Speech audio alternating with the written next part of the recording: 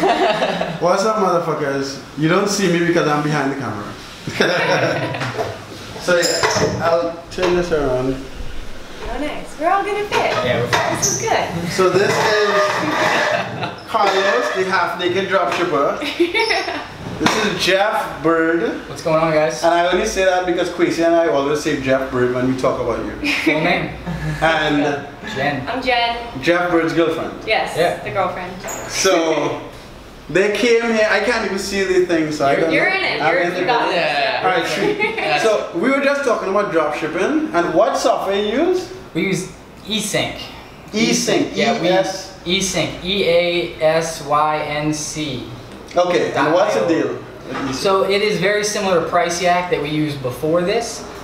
It is basically in its essence a lister and a repricer. You only have to put in the Walmart code and it pulls description, all of that good stuff, pictures, the whole nine. It can do variations, but it has to list individually. It's a real pain in the ass.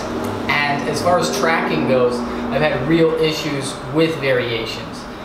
It seems to only track the front page, so I don't have a good example. The very first color that is on the page is really all it tracks. I've had most of my out of stocks are from variations. No, but I want to understand the listing part of it. So,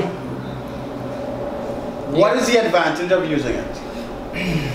You just put in the code and it just pulls the data. That's what it is? Pulls the whole data, pulls a title that is straight from Walmart, and then reprices to my standards, which are the 8% for taxes, and then profit, and it has built in the 9% final value fee, PayPal fees, 30 cents, 2.9, all of that has it built in.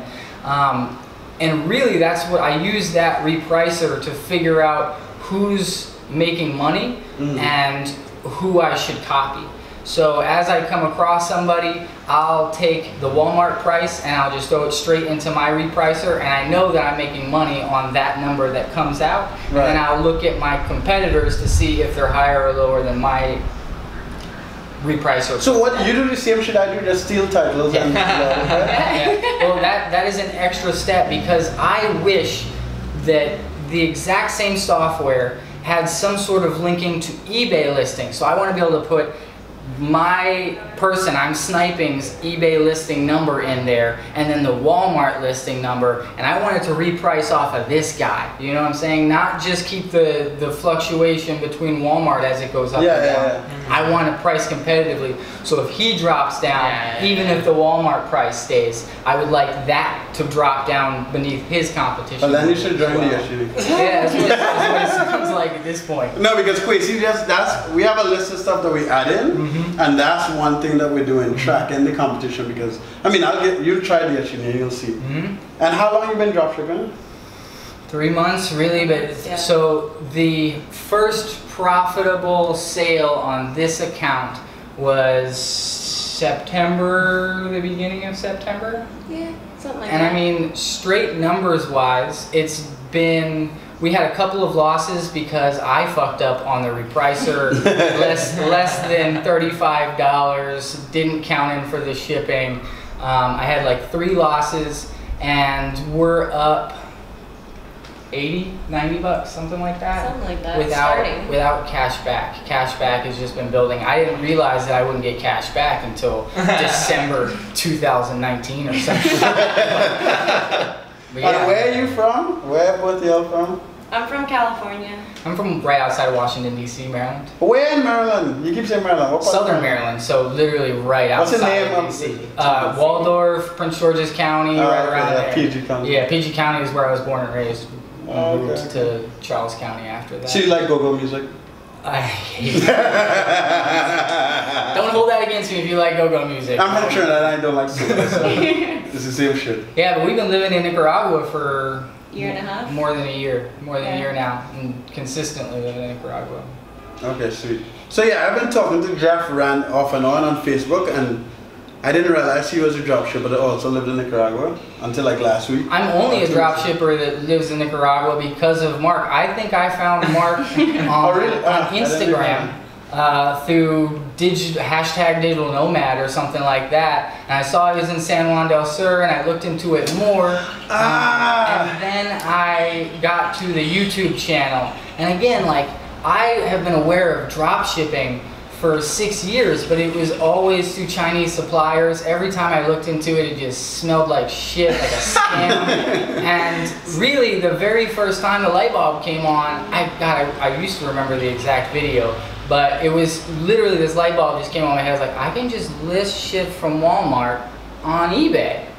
And that's it. Like, Walmart shipping, Walmart quality products that people are used to on eBay. And you mark it up. And again, my first reaction was the same thing that everybody else says, is why would somebody buy that? Yeah. It fucking was like, the people buy it. It might be brand loyalty to eBay. It might be that's the only, maybe they just have PayPal. I don't fucking know, but people buy it. And at this point, because of Easync, I don't compete really closely on prices. I find really popular items that will match into my repricer, and they're around where people are. And I think I put it on honest dropshippers that we've had sales that were not competitive at all. Like, people were $3, $4 less than us.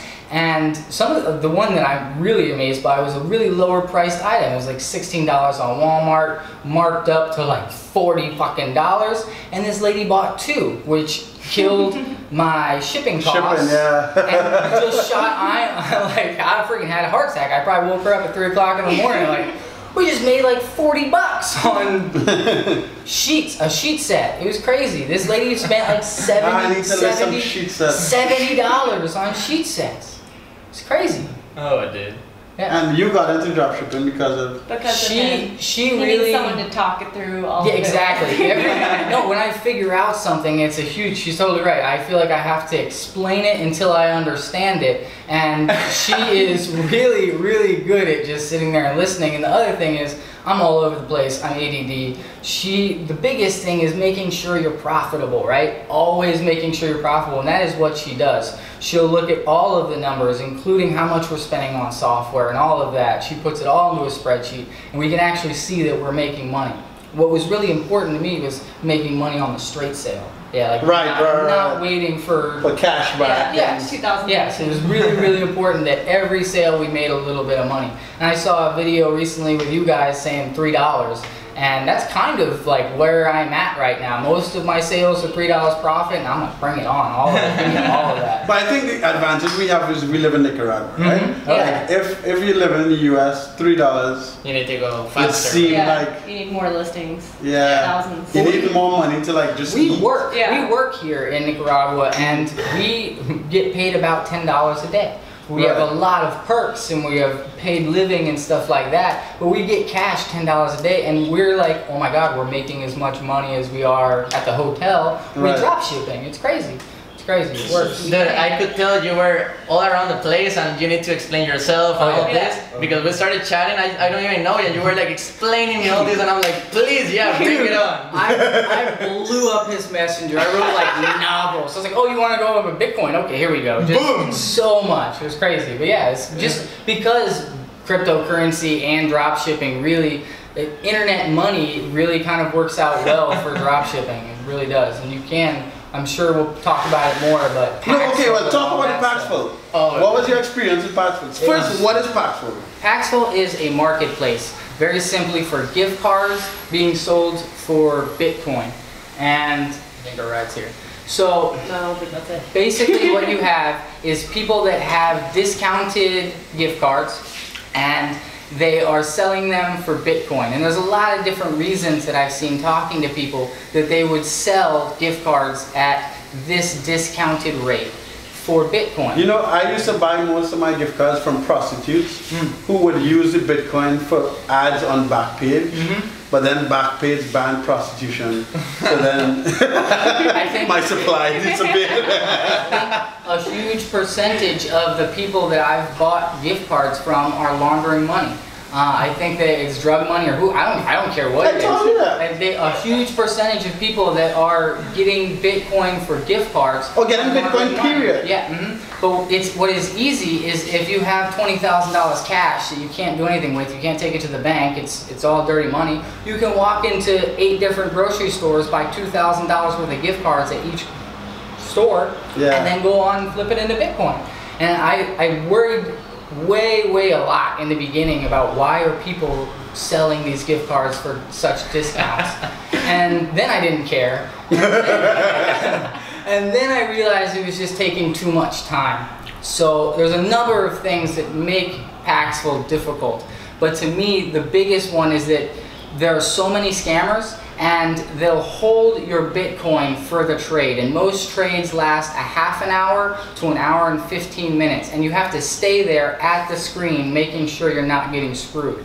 So I really was spending 4 hours a day trying to trade Bitcoin into gift cards. And then I had to process orders. And then I had to... Also, another huge thing that really worried me that we were going to talk about is that you have to use these gift cards immediately. You have no idea how many people have seen these codes. You have no idea bought them. have bought them already. So I had a general rule that I would only start trading once I had an order. So the ordering process is already just a pain in my ass. So now I'm You waited for an order and sit at Paxful. sit on Paxful trying to trade it into an order.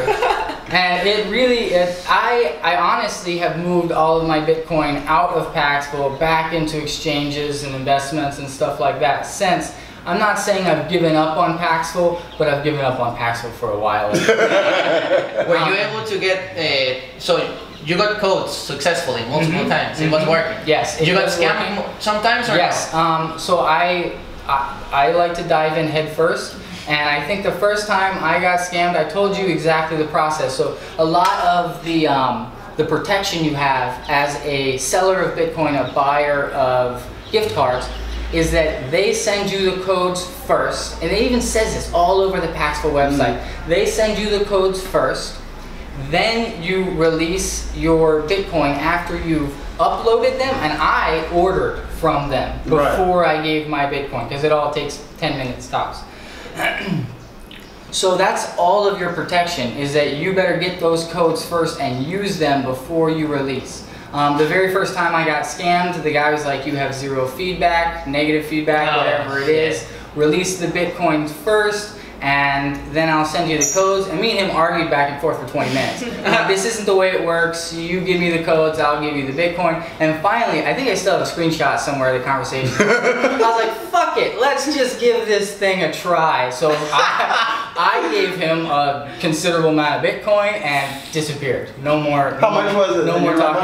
It was more than $20. It was a decent amount of money, and gone. No more talking from the guy. It was over, and I realized that's how easy it is to get scammed. So very much, first and foremost, you get the gift card and use it. And then what I started to do, just to see who else would scam me, is leave a little bit. You know, leave $15 of the gift card, leave $20 of the gift card, and see if they'll use it. And everybody fucking used it. Everybody. You can't leave a penny and expect it to be there when you come back. Hours later. A lot of the people that will scam that way will say, hey, we will only guarantee your gift cards for 6 hours, 6 days, something like that. But realistically, by the time you release the Bitcoin, they're spending your gift card. So yeah, because you can't get it, you can't charge back Bitcoin. No, but that's the beauty of Bitcoin. That's one of the things I love about it. Is it's not PayPal chargebacks. There is absolutely no way to get your shit back. Yeah, but then you end up on the other side of the transaction. You lost money. So how could you love that part? I still love that about Bitcoin. I love it's a decentralized. It's a taken away from all of the extra bullshit. Yes, you can get scammed, but it is once you learn. Exactly. It's your responsibility. How much discount were you getting on the gift cards? Just to 20 at least. 20 is what I was shooting for. We made a couple of 40%, 50%. 50. There was. I've talked to a bunch of people on Paxful, I message freaking everybody. I feel like making money online is about spreading yourself out and talking to people and being genuine. So when I would get to talking to people, they would show me sellers that are selling gift cards at 60% more, and legitimate dudes, but they're literally on Paxful with gift cards for 3 minutes, and they'll sell $10,000 worth of gift cards like that, gone. And the real thing is doing small trades until you find trustworthy sellers, and then telling them, you come to me first, you message me first. Fuck Paxful even. Once they are, a good thing to do is work Paxful out of the situation, because they take 0.0002% of Bitcoin or some shit. I mean, Bitcoin adds up, and fees moving shit back and forth. If I can completely remove Paxful from the situation, that would be much better. Much better, because we don't need their protection. The only thing their escrow does is you hold on to the Bitcoin, they give you the gift cards. You could do that yourself. You could say, hey, as soon as you send me the gift card codes, I will send you that. So yeah, if you can get out of it, Paxful, get out of it. This is tasty conversation, dude. Jesus Christ. So, and but y'all have to leave soon? I don't want to keep you. No, we don't know our fucking driver's seat here. Might be blown, I don't know at this point. Yeah, we don't know what we're doing. Okay, motherfuckers, subscribe to my channel, please. Or else you'll lose the nail on your little finger. So fucking subscribe. Bye, guys. All right, guys. Here we go.